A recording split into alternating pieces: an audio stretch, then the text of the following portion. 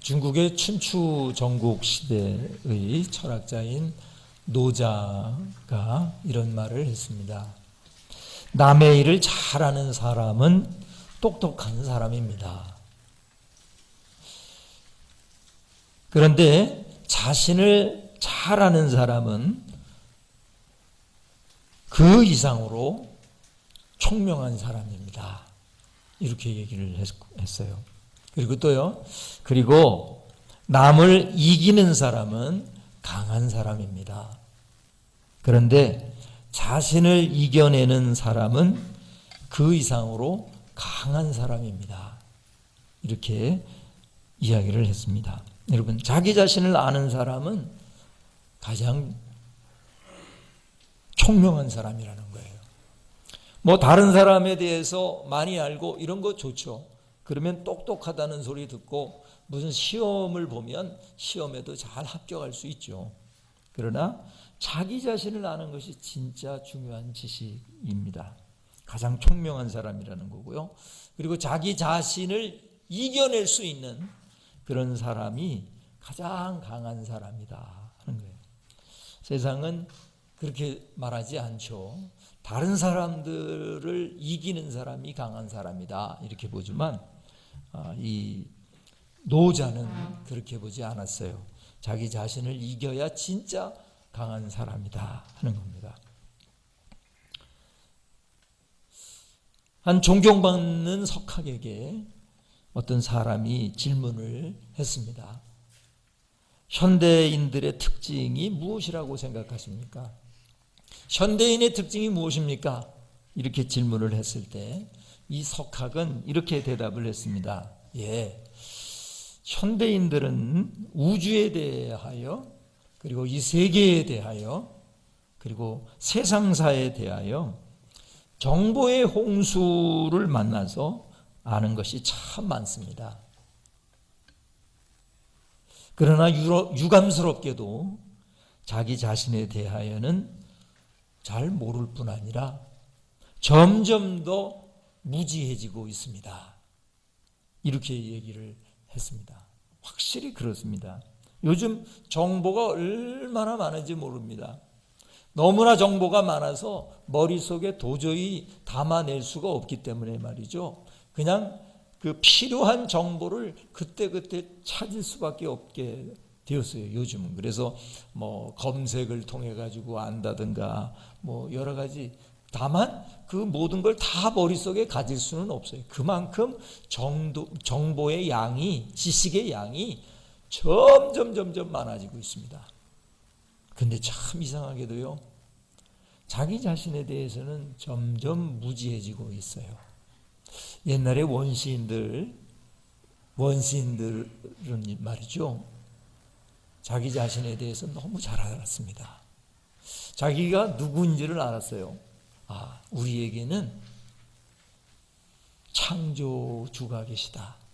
나는 그 창조주 앞에 피조물에 불과하다. 이런 자기 지식을 정확하게 알았습니다. 누가 가르쳐주지 않아도 그 옛날 원시인들은 어떻게 그것을 알았는지 누구한테 배우지도 않았는데도 불구하고 어떤 절대자에 대한 존재에 대하여 알고 자기의 한계를 알았습니다. 그래서 어제 대자연 앞에 이렇게 딱 서면, 이 자연을 만드신 이 창조주 앞에 내가 얼마나 두려운 존재인가, 얼마나 그분은 내게 두려운 존재인가, 내가 얼마나 그분 앞에 겸손해야 하는가, 이런 거를 배웠단 말이죠. 근데 오늘날 현대인들은 어떻습니까? 머리, 지식 이런 것은 막 많아지는데 자기 자신의 지식은 너무나도 형편이 없어지고 있어요. 자기가 최고라는 거예요. 하나님께서 이 세계에는 창조주이신 하나님께서 계시다는 사실을 그들이 망각해버리고 자신은 하나님이 창조하신 피조물이라는 사실을 망각해버리고 자신들이 마치 자신의 주인이라고 생각합니다. 그래서 내 인생은 나의 것, 내 인생은 나의 것, 내 인생은 나의 것입니다. 그러므로 내 마음껏 결정하고 마음껏 사랑합니다. 내 성도 내가 결정합니다. 이게 피어 신학이라는 건데요. 우리 기독교도 아니지만 기독교의 신학자 중에서도 뭐 피어 신학 그래가지고요. 이 동성애자들은 자기의 성을 스스로 선택할 수 있다. 이것이 피어 신학이에요. 그리고 뭐 요즘은 우리나라에서도 그 도시의 피어 축제라는 걸 열어가지고 그 동성애자들의 그 축제 모임을 이렇게 하는데요. 지난달인가 인천에서 열기로 했었는데 인천의 기독교인들이 반대를 해가지고 결국은 무산이 되었는데요. 지금 호시탐탐 그런 피어 축제를 열라고 하고 있어요. 왜 그들하고 싸워? 그냥 내버려 두지. 뭐 이런 생각을 할 수가 있어요. 왜 괜히 갈등을 일으키냐? 그럴 수 있지만 이거는 우리가 포기할 수 없는 가치이기 때문이에요. 왜 그러냐면 여러분 성은 하나님이 만드신 거예요. 자기가 아무리 이렇게 몸이 남자인데 나 여자다 이렇게 선택을 한다고 해서 여자가 되는 게 아니에요. 자기의 마음만 여자인 것처럼 여자의 옷도 좋아하고 여자처럼 취향도 여자 취향이 가고 뭐 그럴 수는 있지만 그렇다 할지라도 남자로 태어난 사람이 여자가 될 수는 없는 거고 여자로 태어난 사람이 남자가 될 수는 없는 거예요. 그런데 자기가 결정하면 된다는 거예요. 이게 성 결정권입니다. 우리가 봤을 때는 뭐 뻔히 남자인데 자기가 여자라고 나는 여자다 이렇게 결정하면 여자가 될 수 있다는 거예요. 그걸 허락해 줘야 한다는 것이 동성애의 반차별법의 핵심입니다. 여러분, 인간 자신을 몰라도 너무 모르고 있습니다. 점점 모르고 있습니다. 왜 모르죠? 가장 기본적인 걸 인정하지 않으니까 첫 단추가 잘못 끼워지니까 그 다음에는 다 잘못되는 거죠. 첫 단추가 뭡니까? 하나님은 창조주이시고 우리는 피조물이다. 이 우주는 하나님이 창조하신 창조물이다 하는 것만 딱 인정하게 되면은 나 자신을 알 수 있거든요. 나는 주인이 아니다. 내 생명의 주인이 아니다. 내 생명의 주인은 하나님이시고 나는 그분에게 생명을 부여받은 사람일 뿐이다. 이것만 알게 되면 여러분 대학을 갈 필요도 없어요. 사실 대학원을 나올 필요도 없어요. 오히려요 대학원 나오고 박사하고 이런 사람들이 엉뚱한 얘기를 합니다. 가장 기본적인 거를 뒤틀어서 말하고 뒤틀어서 이해하고 이런 사람들은 대체로 좀 배웠다 하는 사람들이 오히려 더 그럽니다. 오히려 그런 배움이 적은 사람들이 정말 소중한 지식은 더 많이 가지고 있습니다. 가져야 할 지식 꼭 가져야 합니다. 여러분, 나 자신을 아는 것을 심리학에서는 정체감이라고도 합니다. 나 자신을 아는 것. 이 정체감, 정체의식은 대단히 중요한 거예요. 왜냐하면 우리의 인생을 결정하게 되거든요. 나의 나됨의 존귀함을 알 때, 다시 말하면 좋은 정체감을 가지게 될 때, 좋은 자존감을 가지게 될 때 그 사람의 인생은 행복해집니다. 그 사람의 인생은 하나님께 쓰임을 받는 인생이 됩니다. 그 사람의 인생은 다른 사람들도 행복하게 만듭니다. 그 사람의 인생은 열매를 맺는 인생을 살아가게 됩니다. 그래서 이 자존감을 회복하는 것, 좋은 자존감을 갖는 것 대단히 중요한 거예요. 바른 정체의식, 바른 정체감, 바른 자존감을 가질 때 여러분 여러 가지 문제들이 해결됩니다. 우울증을 극복할 수 있습니다. 마음의 실망감과 허탈감을 극복할 수가 있습니다. 또 많은 우리의 마음의 상처를 회복시킬 수 있습니다. 또 마음의 상처가 회복될 때 우리의 자존감이 또 높아지게 됩니다.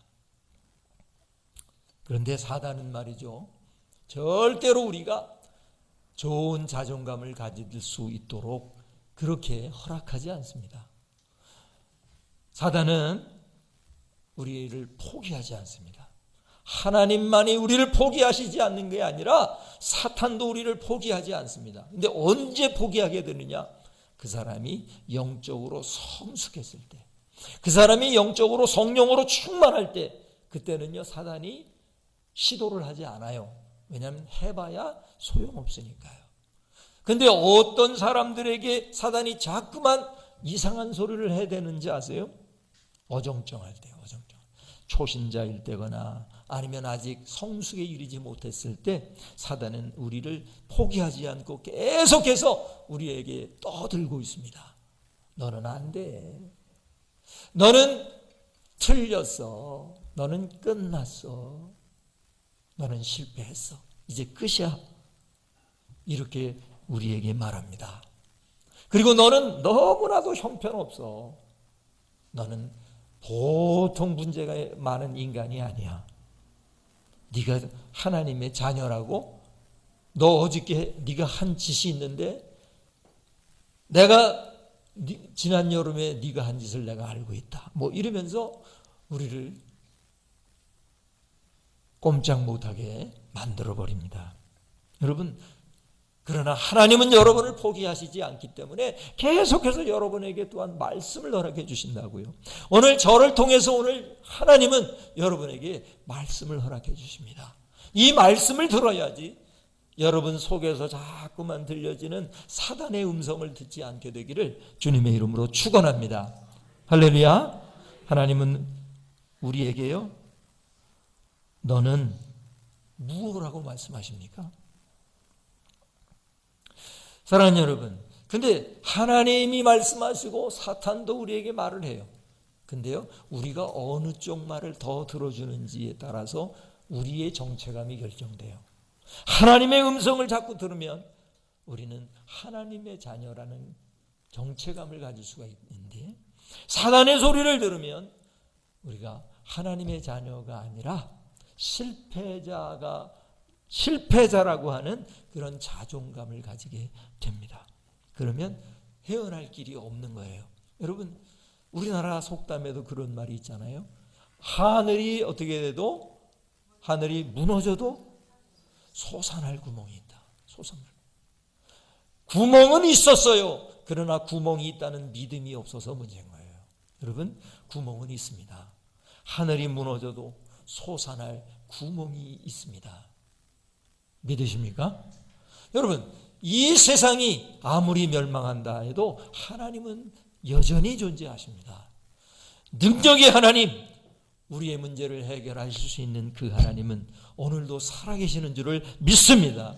그 하나님을 붙잡고 그 하나님을 믿어야 합니다. 그 믿는 사람에게는 여러분, 하늘이 무너지는 게 문제가 아닙니다. 정말 문제는 솟아날 구멍이 없다고 생각하는 그것이 문제입니다. 여러분, 하나님은 분명히 우리에게 솟아날 구멍을 허락해 주시는 분인 줄을 믿습니다. 하나님의 음성을 들으세요. 왜 어떤 말을 조련하는 조련사가 이제 그 경주말을 조련하는 조련사가 있었는데요. 이 조련사에게는 신말과 검은 말이 있었어요. 근데 경기 때마다 어느 말이 이길지를 정확하게 이 조련사가 맞추었다고 합니다. 사람들이 이 조련사에게 무슨 부정이 있는지 모른다 하고 조사를 해보았지만 그런 것을 찾을 수가 없었어요. 그래서 그 조련사에게 어떻게 흰 말이 이길지 검은 말이 이길지를 정확하게 아느냐 하고 물었습니다. 그때 조련사가 이렇게 대답하였습니다.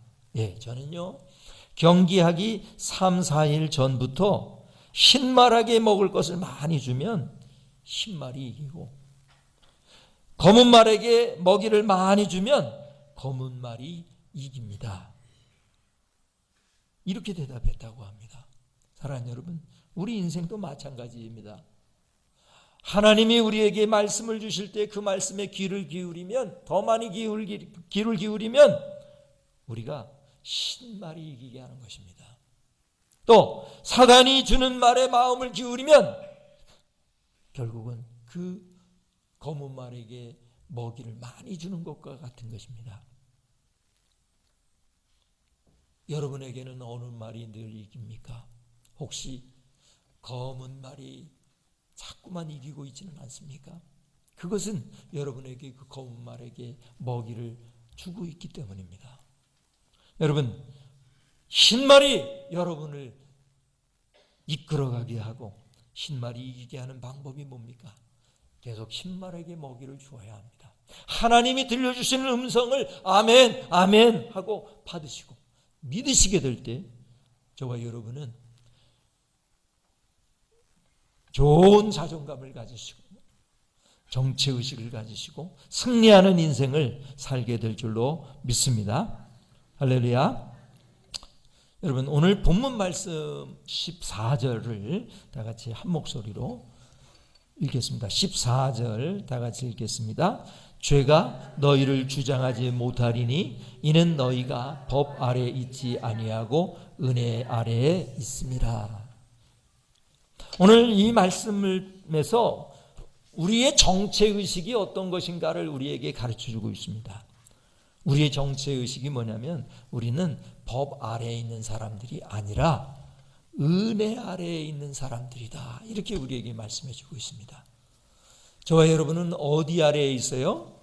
은혜 아래에 있어요. 이게 바로 나의 정체의식, 정말 예수 그리스도를 믿는 사람들의 정체의식이에요.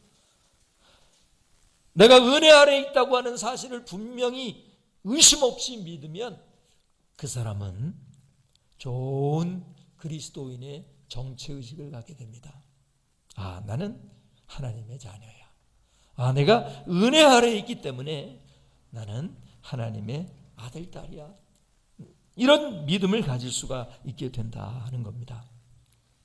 사랑하는 여러분, 저와 여러분이 이러한 정체감, 율법 아래에 있지 아니하고 나는 은혜 아래에 있다는 사실을 온전히 믿고 살아가시게 되기를 주님의 이름으로 축원합니다. 자, 그러면 여러분, 우리가 율법 아래에 있지 아니하고 은혜 아래에 있는 사람이라고 하면 우리가 어떻게 살게 됩니까? 은혜 아래에 있는 사람은 어떻게 살게 됩니까? 첫 번째로 보시면은 영생을 얻은 기쁨으로 살게 된다 하는 거예요. 한번 따라 합시다. 영생을 얻은 기쁨으로 살게 됩니다. 그렇습니다. 여러분, 율법은 그런데 그렇게 말하지 않습니다. 율법은 모든 사람은 죄인이라고 선언을 하고 있고 그 죄의 대가는 영원한 죽음이라고 선언하고 있습니다. 맞는 말입니다. 맞는 말입니다. 모든 사람은 죄인이에요. 그 죄로부터 예외인 사람은 없습니다. 이런 경우는 있죠. 아주 다른 사람들보다 아주 극악한 죄인이 있고 어떤 사람은 정말 법이 없어도 살 만큼 선량하게 사는 사람이 있습니다.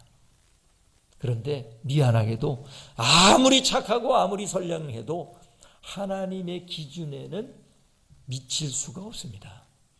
하나님의 기준으로 보면 그 사람도 죄인인 겁니다.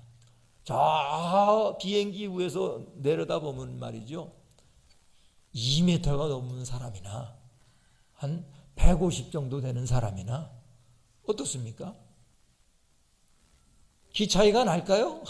비행기에서 내려다보면 좀 속된 말로 말하면 그 사람이 그 사람이다. 이렇게 하면 좀 속되게 말하면 그놈이 그놈이다. 이렇게 저 위에서 내려다보면 똑같습니다. 뭐 2m 50, 1m 뭐 이래도 저 비행기 위에서 보면요 똑같이 보입니다. 다 작다는 데는 공통점이 있습니다. 그런데 우리들끼리 네가 더 크다, 내가 더 크다, 네가 더 죄가 많다, 내가 더 선량하다, 이것을 말하지만 하나님의 기준으로 보면 다 죄인이기 때문에 영원한 죽음을 맞게 된다는 거예요. 그러나 하나님은 우리를 사랑하시기 때문에 우리를 영원한 죽음에서 구원할 계획을 가지고 계셨죠. 바로 그분이 예수 그리스도이시죠. 그분이 오셔서 우리를 위하여 십자가를 지시고 부활을 하셨죠. 자, 그런데 예수님의 십자가와 부활이 우리에게 무슨 의미가 있는 것입니까? 오늘 본문으로 정하지는 않았지만 우리 3절과 4절을 다 같이 한 목소리로 읽겠습니다. 무릇 그리스도 예수와 합하여 세례를 받은 우리는 그의 죽으심과 합하여 세례를 받은 줄을 알지 못하느냐? 그러므로 우리가 그의 죽으심과 합하여 세례를 받음으로 그와 함께 장사되었나니 이는 아버지의 영광으로 말미암아 그리스도를 죽은 자 가운데서 살리심과 같이 우리로 또한 새 생명 가운데서 행하게 하려 함이라. 자, 십자가의 사건을 통해서 우리가 구원을 받는데요. 그 구원을 받는 방법이 뭐냐면 예수님께서 십자가 위에서 우리의 죄를 대신하여 죽으실 때에 구약의 제사처럼 이 구약의 제물에게 죄인의 죄가 전가되어야만 이게 가능하게 되는 거거든요. 그래서 구약의 제사를 이제 보면은 제가 여러 번 설명을 드렸지만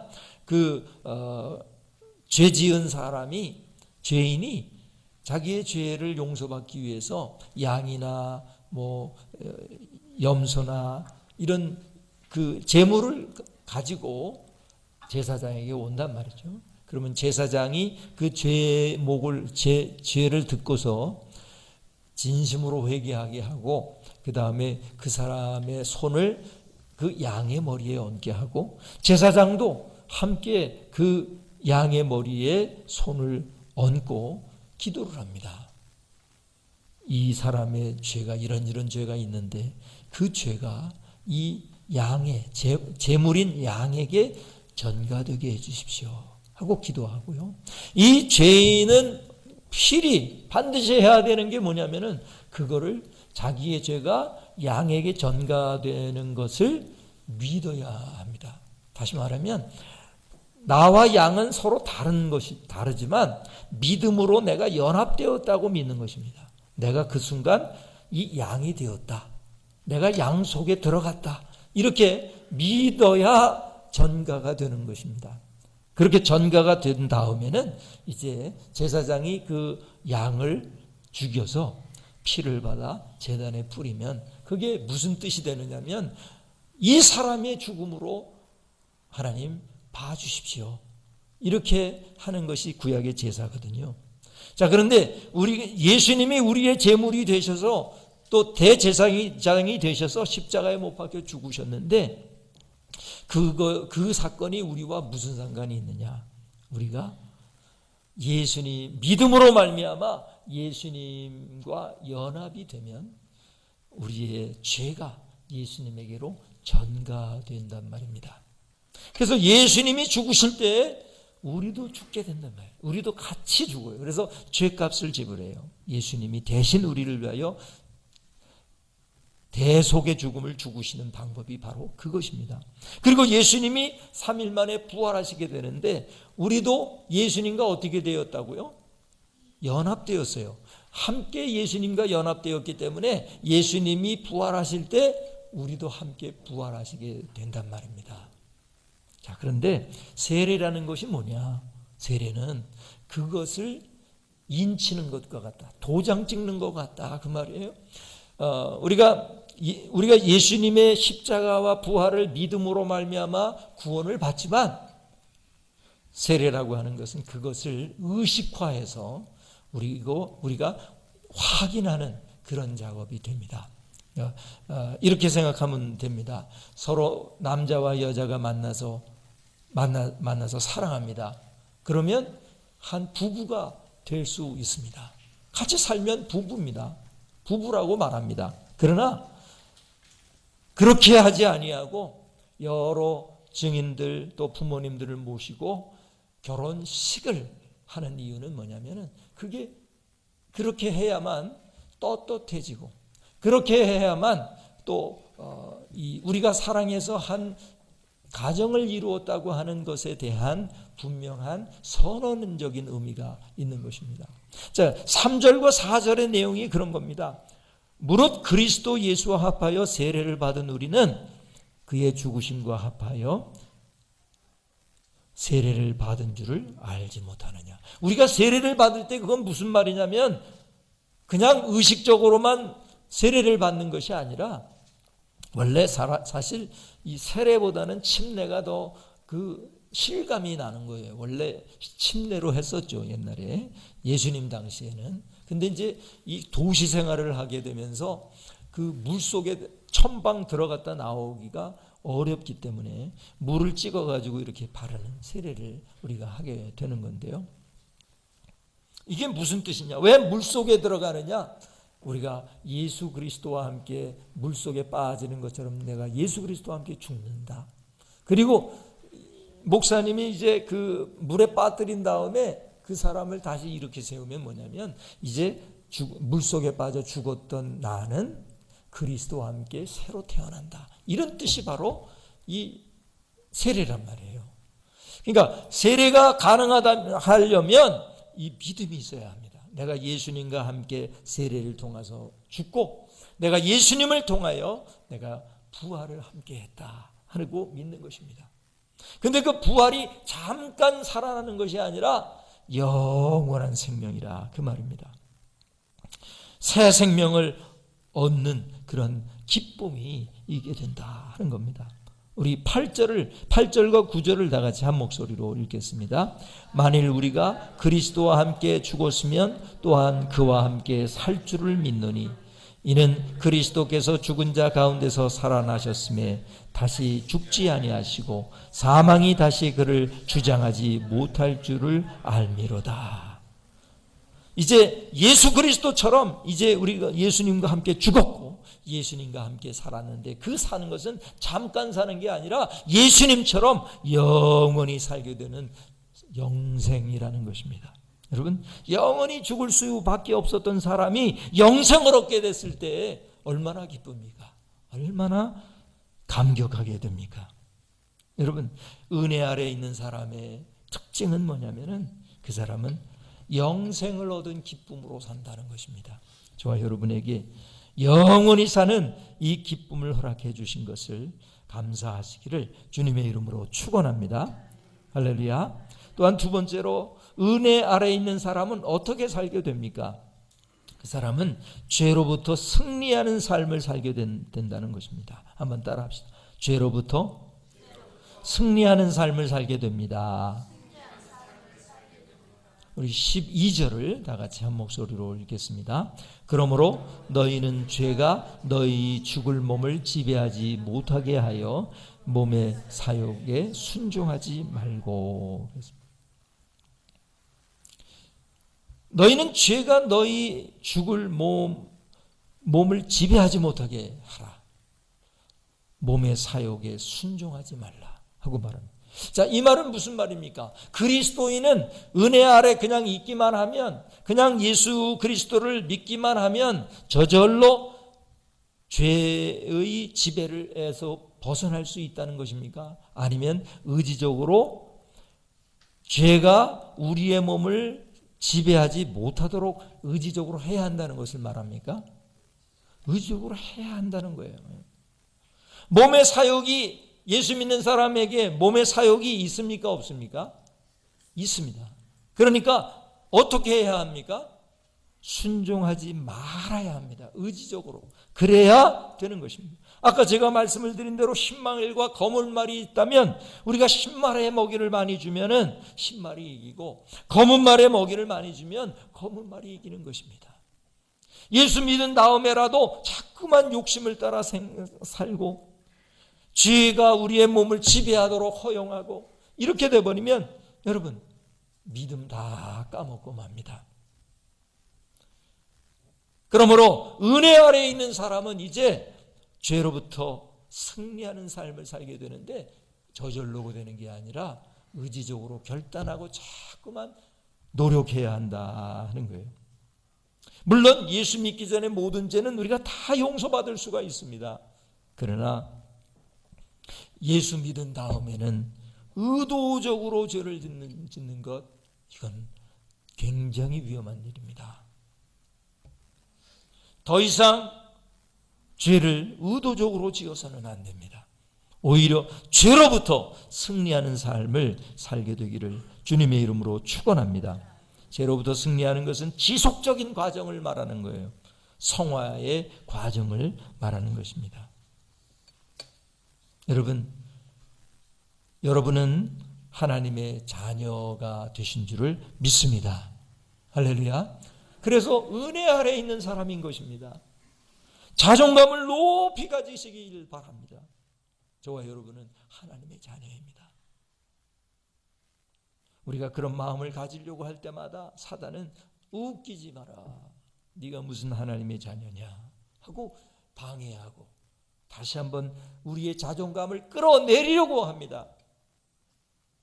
더 이상 그 사단의 음성을 듣지 마시고 하나님의 음성, 내가 너를 사랑하노라, 내가 너를 얼마나 사랑하는지, 내 아들을 십자가에 너를 살리기 위하여 죽게 했노라, 이 말을 들으실 수 있게 되기를 주님의 이름으로 축원합니다. 사단은 우리에게 자꾸만 벌레 신학을 가르칩니다. 너는 벌레만도 못한 인간이야. 여러분, 우리가 구원받은 후에는 자신을 벌레만도 못한 인간이라고 생각해서는 안 됩니다. 우리가 과거에는 그랬을 수 있습니다. 예수 믿기 전에는 그랬을 수 있습니다. 그러나 예수님을 믿은 다음에는 더 이상 벌레 신학에 끌려다니지 마시기 바랍니다. 여러분은 하나님의 자랑스러운 아들, 딸인 줄을 믿습니다. 할렐루야. 의도적으로 자꾸 선언해야 됩니다. 나는 하나님의 자녀입니다. 나는 구원받았다.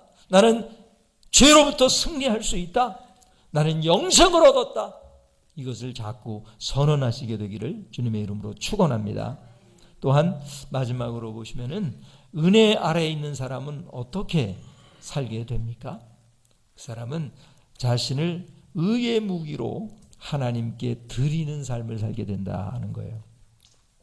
한번 따라합시다. 자신을 의의 무기로 하나님께 드리며 살게 됩니다. 우리 13절을 다 같이 한 목소리로 읽겠습니다. 또한 너희 지체를 불의의 무기로 죄에게 내주지 말고 오직 너희 자신을 죽은 자 가운데서 다시 살아난 자 같이 하나님께 드리며 너희 지체를 의의 무기로 하나님께 드리라. 단순히 죄를 짓지 않는 수준을 넘어서서요, 자신을 하나님께 드리는 사람이 된다는 거예요. 이게 바로 은혜 아래에 있는 사람의 특징이고 은혜 아래에 있는 사람이 살 수 있는 삶의 수준입니다. 하나님, 저의 죄를 용서해 주셔서 감사합니다. 저의 죄를 용서하시기 위하여 예수 그리스도를 십자가에서 죽게 하시고 저에게 영원한 생명을 주시기 위하여 부활하신 것 참 감사합니다. 저에게 영생 주신 것 감사합니다. 이제 저를 하나님께 드립니다. 하나님 마음대로 의의 무기로 써 주십시오. 하나님의 일꾼이 되기를 바랍니다. 여러분, 절대로 죄 짓는 나쁜 것에 자양분을 주어서는 안 됩니다. 오직 여러분을 의의 무기로 하나님 앞에 드리시기를 바랍니다. 그러면 하나님은 여러분을 정말 생명을 살리는 일에 사용하게 될 것입니다. 여러분을 정말 선하고 의로운 곳에 사용하게 될 줄로 믿습니다. 우리가 하나님을 따르고 섬기는 좋은 곳에 자양분을 주어야 한다 하는 것입니다. 여러분, 우리 마음속에 어떤 거짓말과 악독과 미움과 이런 거를 자꾸만 두면 검은 말에게 자양분을 주게 되는 것입니다. 어떤 인터넷 게임이나 이런 것에 빠져들게 되면 자꾸만 검은 말에게 자양분을 주게 되고 우리 자신을 의의 무기로 하나님께 드리기가 어려워진다는 사실을 여러분 기억해야 할 것입니다. 항상 하나님의 말씀을 묵상하시고 하나님 앞에 기도하시고 좋은 것을 생각하시고 칭찬하는 이야기를 하고 간증을 나누고 사람들을 구제하고 도와주는 신말에게 영양분을 주는 사람들이 되시기를, 그래서 은혜 아래에 있는 사람의 모습을 저와 여러분에게 가지시게 될 수 있게 되기를 주님의 이름으로 축원합니다. 기도하시겠습니다. 오 하나님 아버지, 감사합니다. 오늘도 이 말씀 허락해 주셔서 우리가 어떤 정체 의식을 가지고 있어야 하는가, 어떤 자존감을 가져야 하는가 가르쳐 주심을 감사합니다. 우리는 은혜 아래에 있는 사람들임을 기억하고 명심하며 살 수 있게 하여 주시옵소서. 하나님, 우리가 의의 무기가 되게 하시고 하나님께 사용받는 그런 사람들이 될 수 있도록 도와주시옵소서. 우리가 영생을 얻었다고 하는 그 기쁨과 감격으로 살 수 있도록 도와주시옵소서. 더 이상 죄의 노예가 되지 않게 하시고 죄로부터 승리하는 사람들이 되게 하여 주시옵소서. 또한 자신을 의의 무기로 하나님께 드리는 사람들이 되게 하여 주시옵소서. 그래서 우리의 인생이 행복한 인생이 되게 하시고 열매 맺는 인생이 되게 하시고 문제를 해결하여 극복하는 인생들이 되게 하여 주시옵소서. 이 모든 말씀 예수님의 이름으로 간절히 기도하옵나이다. 아멘.